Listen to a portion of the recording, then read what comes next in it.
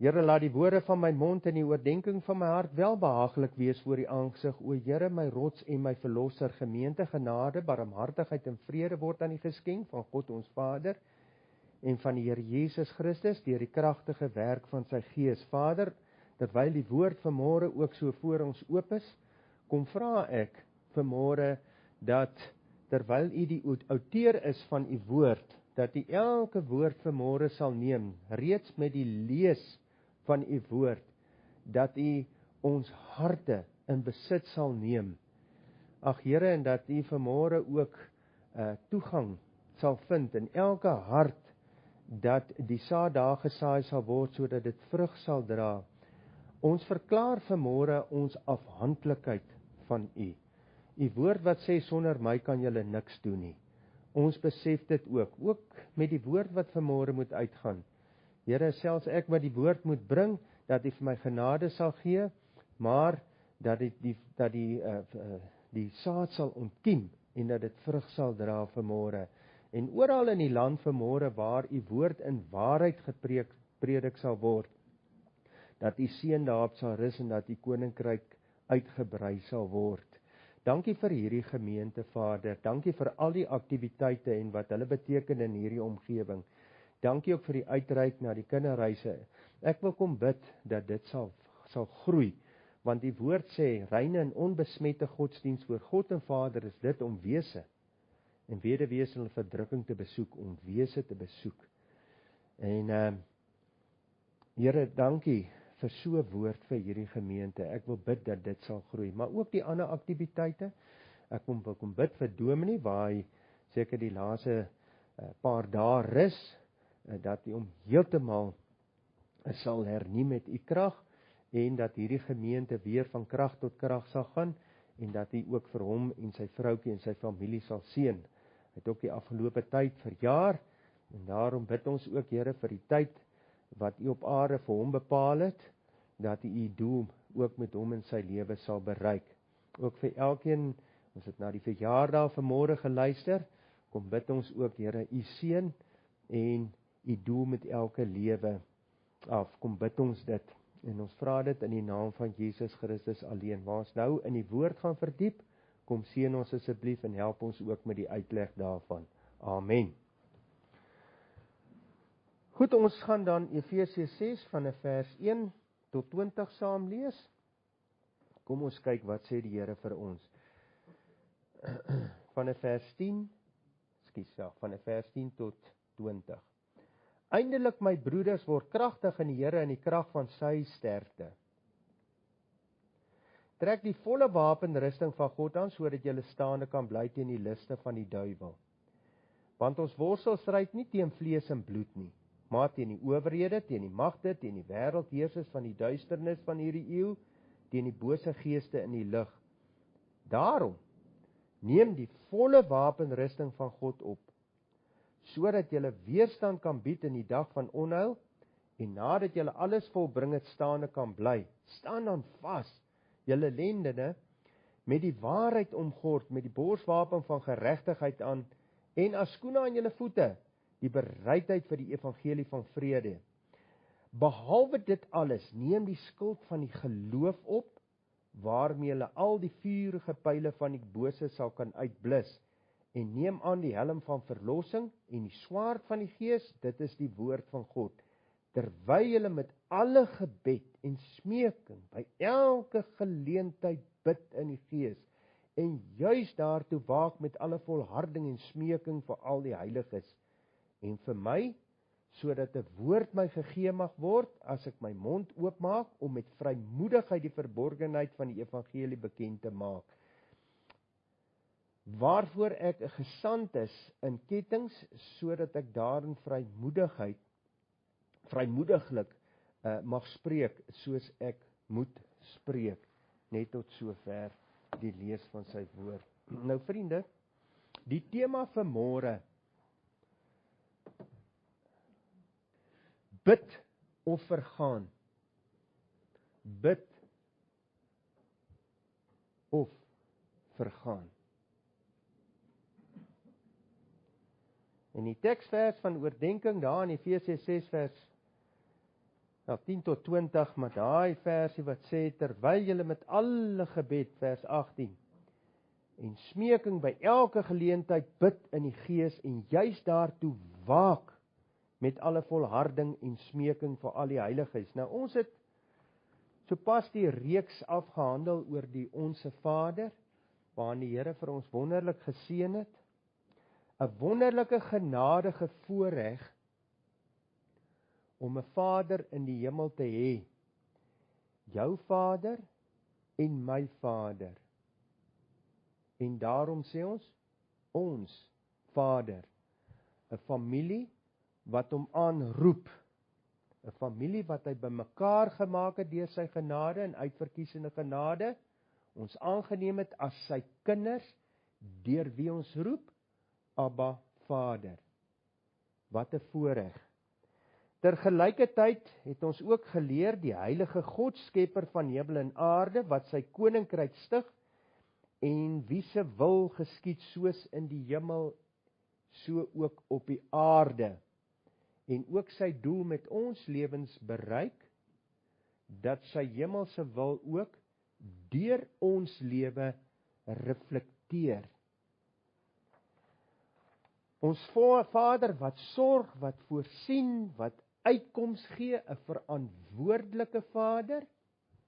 Hy het ons geskape, hy het al die middele op aarde gegee, en hy voorsien, hy gee uitkoms. Dis alles wat ons geleer het, net baie kortliks in die Onse Vader. 'n Vader wat ons reinig, wat ons vergewe, en dan sy vergewensgesindheid in ons werk, sodat ons ook daardeur die beeld van God kan uitdra na buite, wanneer ons ook vergewe die wat teenoor ons oortree, né? En dit is hoe jy die beeld van God uitdra. Kinders van die Here wat met onvergewensgesindheid sit, dra nie die beeld van God uit nie. So die Onse Vader ons geleer. Ons Vader wat ons ondergang bewaak teen versoekings en met krag voorsien en verlos, want na alles sluit hy af. Waarom die Onse Vader? Want dit gaan nie oor my en oor jou nie. Dit gaan alles oor hom. Want aan u behoort die koninkryk, die krag en die heerlikheid tot in alle ewigheid.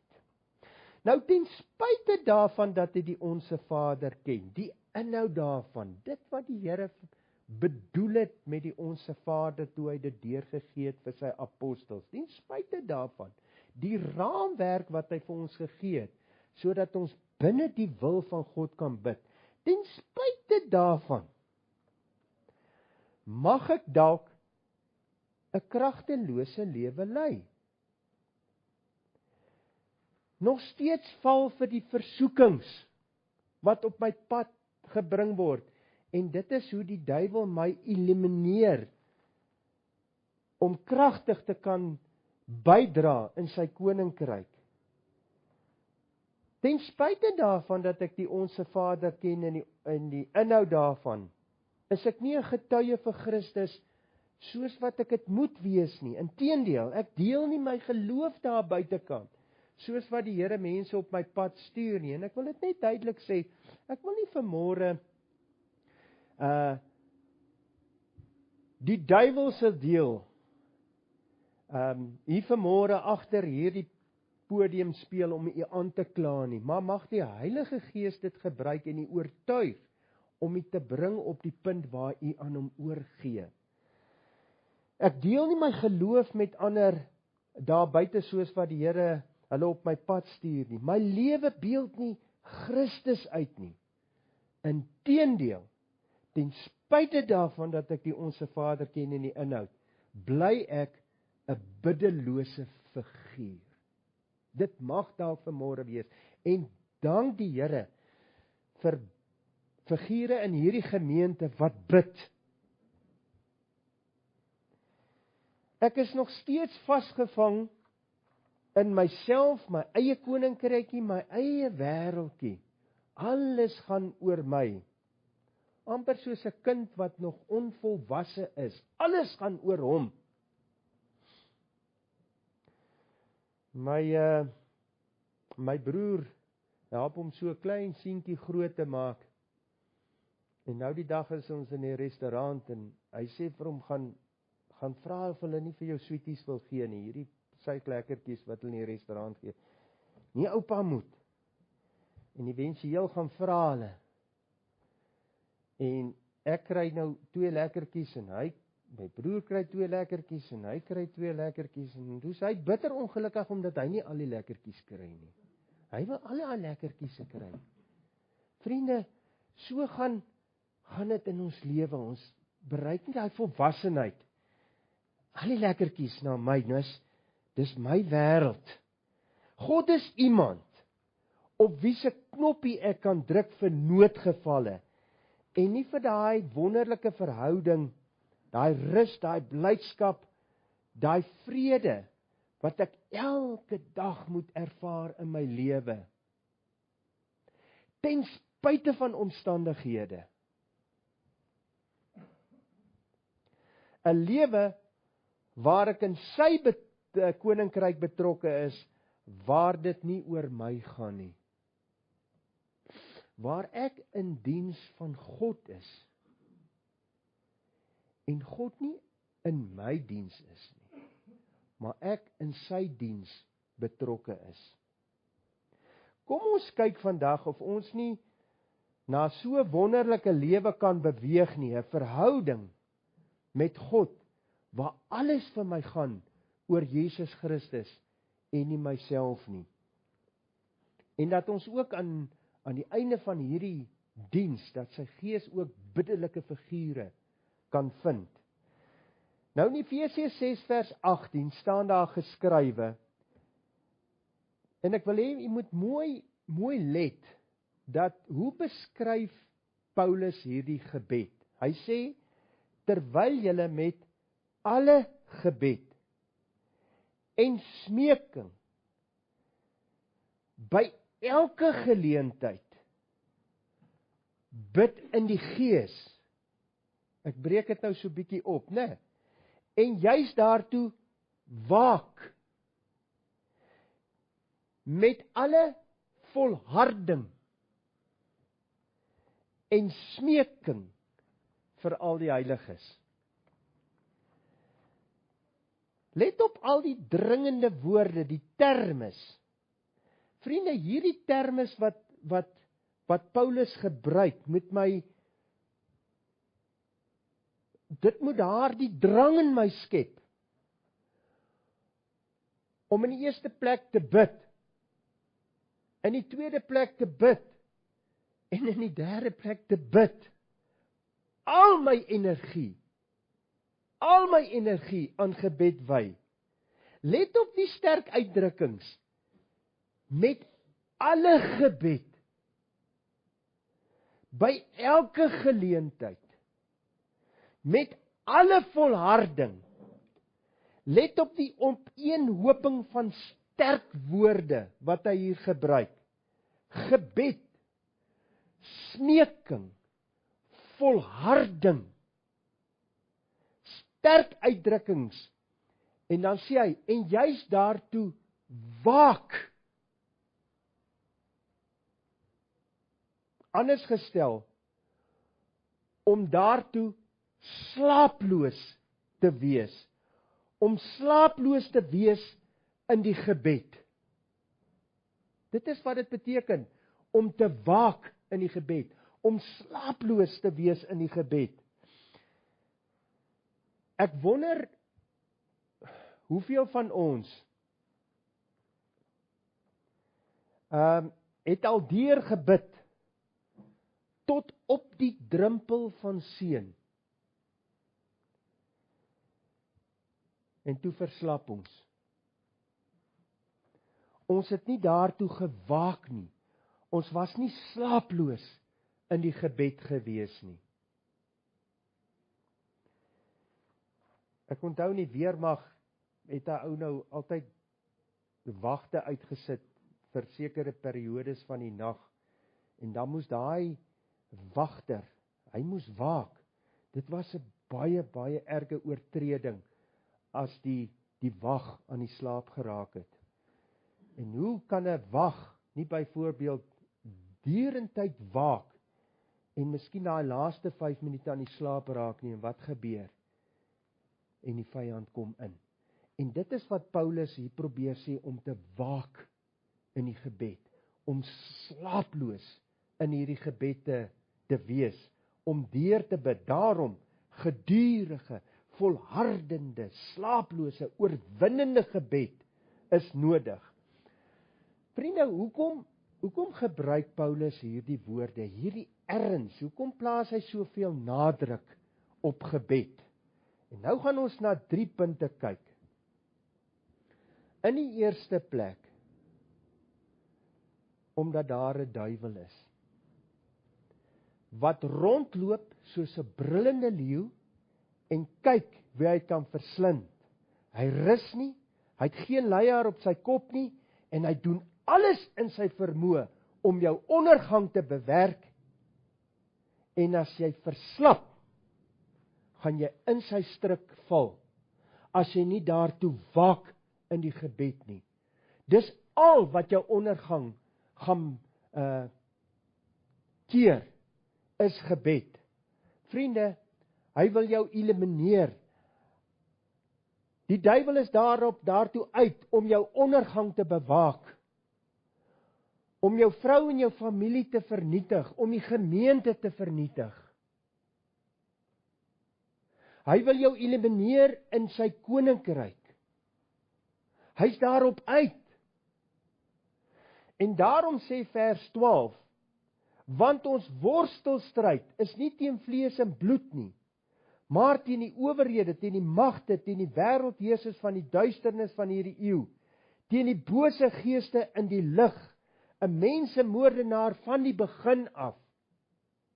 En jy kan net sowel jou eie naam daarin voel, jy kan dit in die persoonlike voornaam van ek, kan jy sê, jy kan sê, want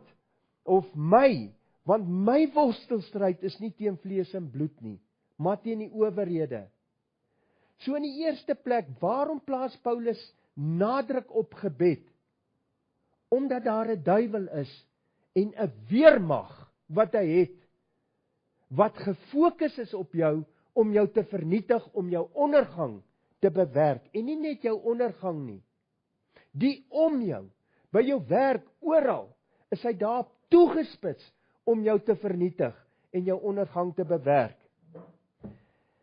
Dan volg in vers 13, daarom, want daar is 'n duiwel met 'n weermag, daarom, neem die volle wapenrusting van God op, sodat julle weerstand kan bied in die dag van onheil, nadat julle alles volbring het, hoor, staande kan bly. Met ander woorde, God wil jou staande hou. Hy wil jou kragtig gebruik in sy koninkryk. Die duiwel, die teenoorgestelde, hy probeer jou ondergang te bewerk.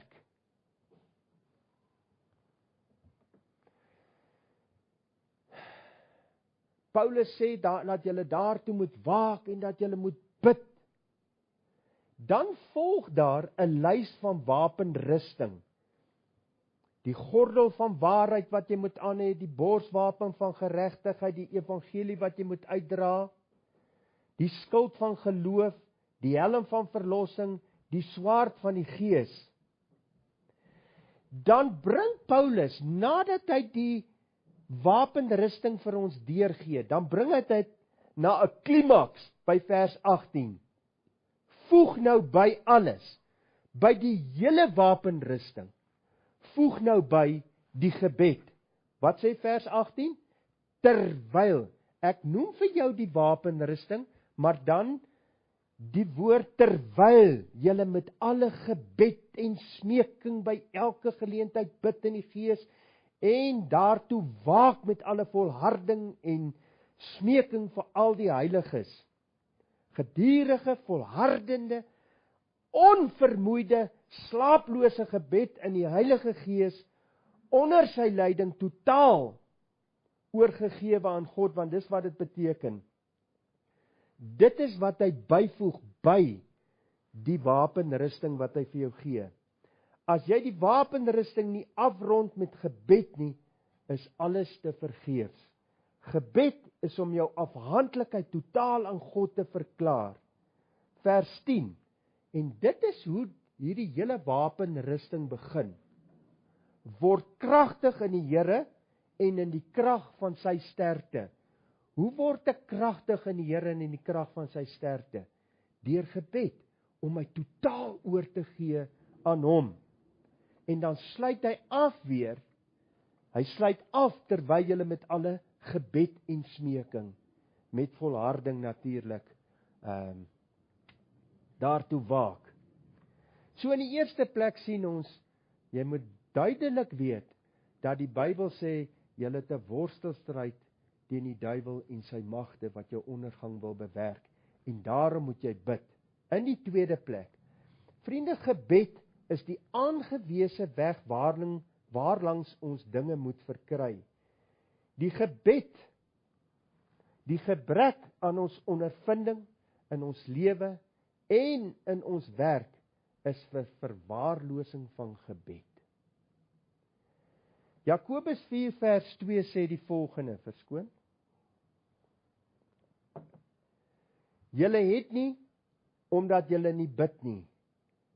Julle is armoedig en magteloos. Hoekom? Omdat jy nie bid nie. En daarom sê Jakobus, julle het nie, omdat julle nie bid nie. Dis die aangewese weg waarlangs ons dinge moet verkry. Waarom is daar so min vrug in die kerk en haar arbeid vir die Here? Waarom sê die sonndagskoolonderwyser of onderwyseres, my kinders wil nie tot bekering kom nie?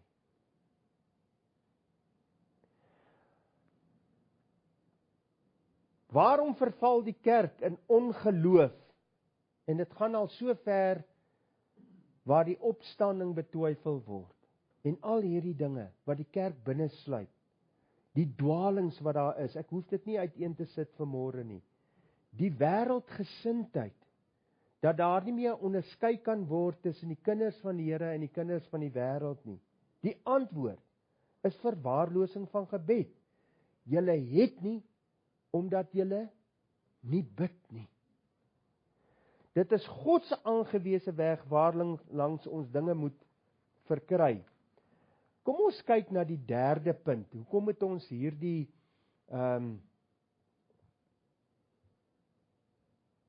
gebed wat volharding insluit om te waak? Kom ons kyk in die derde plek hoekom. Die manne wat God uitgekies het en voorgehou het as voorbeelde hoe Christene moet wees. Kom ons kyk na die apostels se lewe. Die apostels het gebed as die belangrikste deel van hulle bediening beskou. Die belangrikste deel. In daardie tyd met die vervolging het die kerk baie gegroei. So ook die verantwoordelikhede, want as 'n kerk groei kom daar meer verantwoordelikhede. Kom ons kyk nou byvoorbeeld na afdelings in 'n kerk. En dit was ook so in die tyd van die apostels gewees. Daar was woordbediening, welsyn, hospitaalbediening, evangelisasie, sending, boukommissie kry jy. Jy kry musiek, die elektroniese media, dankie ook vir hulle. In hierdie geval, welsyn. Toe die kerk in die tyd van die apostels beginne groei het hulle daar in Handelinge gesê, in Handelinge 6, dit is nie goed dat ons die weduwees en die wese en dies meer moes verwaarloos nie. So dit was een van die aspekte gewees van daardie gemeente waarna hulle moes kyk. Wat het hulle gedoen? Wat het sentraal gestaan tot hierdie bediening? Wat het absoluut sentraal gestaan tot hierdie bediening? Wanneer ons Handelinge 6 vers 2 tot 4 lees, wat lees ons daar? Dis nou nadat daar gesê is, ons moet kyk na die weduwees en die weses en dies meer. Dan staan daar geskrywe, dit is nie reg dat ons die woord van God nalat om die tafels te bedien nie. Kyk dan uit, broeders, na 7 manne uit julle van goeie getuienis, vol van die Heilige Gees en wysheid, oor wie ons hierdie nodige saak kan aanstel. Luister nou wat sê die apostels. Maar ons sal volhard in die gebed en die bediening van die woord. Daar sien ons, die gebed het sentraal gestaan. Absoluut sentraal gestaan tot hierdie bediening. Ons sal uitgaan en ons sal ons welsynwerk doen, maar ons sal volhard in die gebed.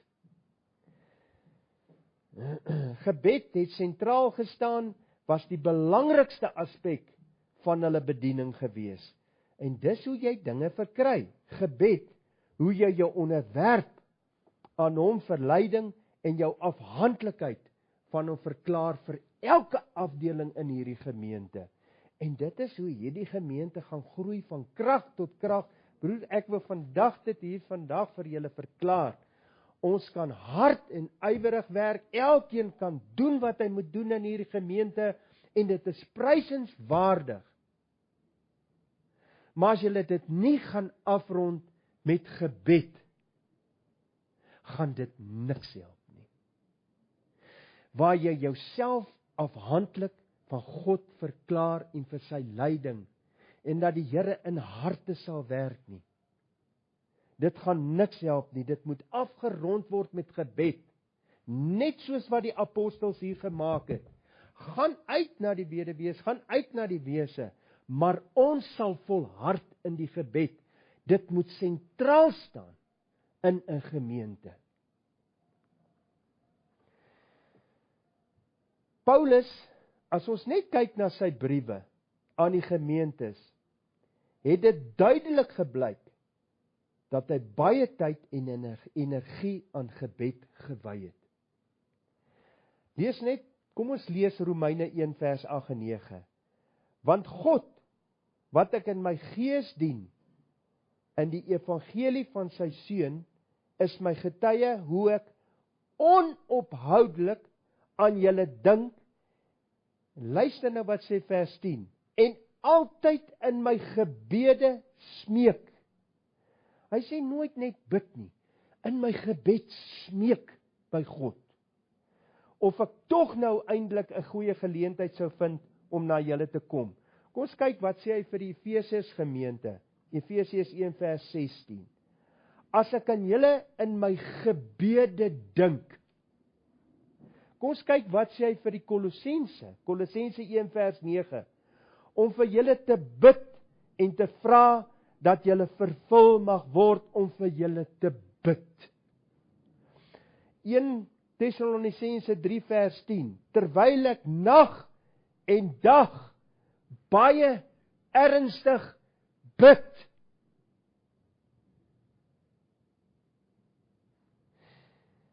Wat sê hy vir Timoteus? Wanneer ek onophoudelik nag en dag aan jou in my gebede dink. 'n Mens kry amper 'n figuur hier, 'n man wat net gebid het dag en nag. Die erns van gebed by Paulus, gebed altyd in die oortreffende trap, sentraal in sy bediening, 'n spontane uitvloeisel van sy Christelike lewe. Dit het alles gegaan oor gebed. 'n Mens wil baie keer praat oor sy sendingreise en alles wat hy bereik het. Maar vriende, ek wil vandag vir u sê, gebed was Paulus se asemhaling gewees. Martin Luther wat gesê het, net soos jy nie fisies kan leef sonder asemhaling nie, kan jy nie geestelik staan sonder gebed nie.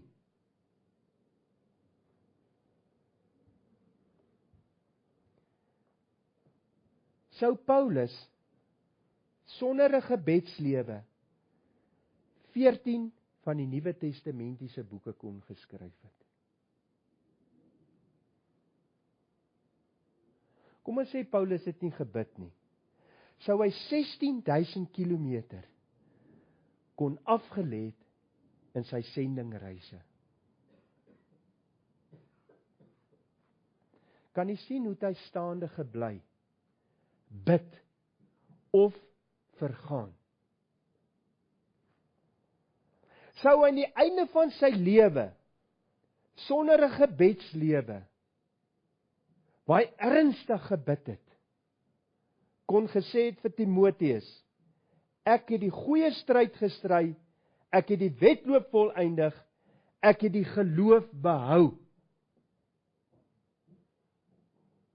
Sou dit die geval gewees het, as Paulus nie gebid het nie, dag en nag, as dit nie sentraal was in sy lewe nie.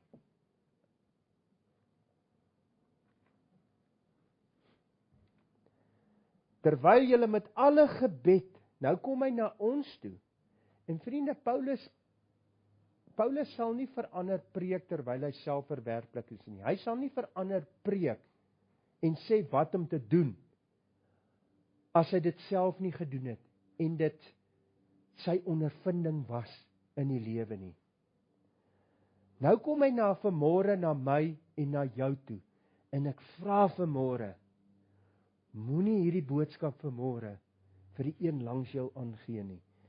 Dis vir my, dis vir jou, dis vir jou persoonlik, sê hy vanmôre vir jou, terwyl jy met alle gebed en smeking by elke geleentheid bid in die Gees, en juis daartoe waak met alle volharding en smeking vir al die heiliges, gedurende, volhardende, slaaplose, oorwinnende gebed. Vriende, dit moet jou lewe reflekteer. Nie op die hoek van die straat nie. Die Bybel sê, gaan in jou binnekamer, sluit die deur, bid. Jou Vader wat in die verborgene is, hy sal jou openbaar in die vergelde in die openbaar. En daarom vra ek vanmôre die ernstige vraag tot u. Ek ken nie vanmôre die omstandighede nie, die kerk, ek weet nie. Maar is dit nie waar die probleem lê nie? Ons kan baie praat, liewe gemeente, en onder mekaar praat. Maar is dit nie waar die probleem lê nie? Biddeloosheid. Hierdie gedurig, volhardende, slaaplose, oorwinnende gebed, wat nie my lewe reflekteer nie. Besef jy vanmôre, dat jy 'n duiwelse weermag teen jou het, wat jou ondergang wil bewerk? Jou vrou, jou familie, jou omgewing, by jou werk, dit maak nie saak waar nie, wil hy jou ondergang bewerk, terwyl hy jou staande wil hou, terwyl hy jou kragtig in sy koninkryk wil gebruik. As jy nie bid nie, gaan jy vergaan. En daarom die tema, bid of vergaan. Besef jy vanmôre, gebed is die aangewese weg waardeur ons dinge moet verkry. As jy nie bid nie, gaan jy nie verkry nie. As jy nie bid nie, het jy nie. Besef jy vanmôre, gebed moet sentraal staan in jou hele lewe, jou diens vir God. Hy moet jou lei, jou beskerm, hy moet jou dra. Eindelik, my broeders, word kragtig in die Here in die krag van sy sterkte. Jou hele bediening, en dan sluit jy af met alle volharding in die gebed. Sal ons nie vanmôre as gemeente, sal hierdie gemeente nie vanmôre 'n voorneme het. Hendy het net nou hierso voorgestaan en hy het gesê, voor die grondlegging van die wêreld, het God al hierdie geleentheid bestel. En wie moet wees? Dis nie toevallig nie. Dis nie toevallig dat ek hier moet staan, want die Here praat vanmôre met my agter hierdie podium. Sal hierdie gemeente nie 'n voorneme het. En elkeen gaan vanmiddag na sy binnekamer en waar ook al. En hy bid hierdie gebed, Here, neem my op in die skool van gebed en leer my om te bid. werk dit in die Gees in my om te bid. Bely jou biddeloosheid. Sê, Here, vergewe my, maar neem my op in die skool van gebed. Ek meen ons kinders gaan universiteite, na colleges toe, oral, om eendag vir die samelewing iets te kan beteken. Net so moet God vir my, nie net die disippels, vir my en vir jou, vir elkeen, moet hy opneem in die skool van gebed, sodat ons kragtige lewens, dat ons 'n verskil kan maak in sy koninkryk. Here, neem vir my op in die skool van gebed. Ons Vader, ons kom vanmôre net na U toe, en ons het die woord vanmôre gehoor, daar in Efesiërs, wat hy vir die Efesiërs geskryf het, en deur die pen van Paulus, en vanmôre kom ons net na U toe, en ons kom bid hierdie gebed. Neem ons op in die skool van gebed, dat dit ons hele lewe sal reflekteer.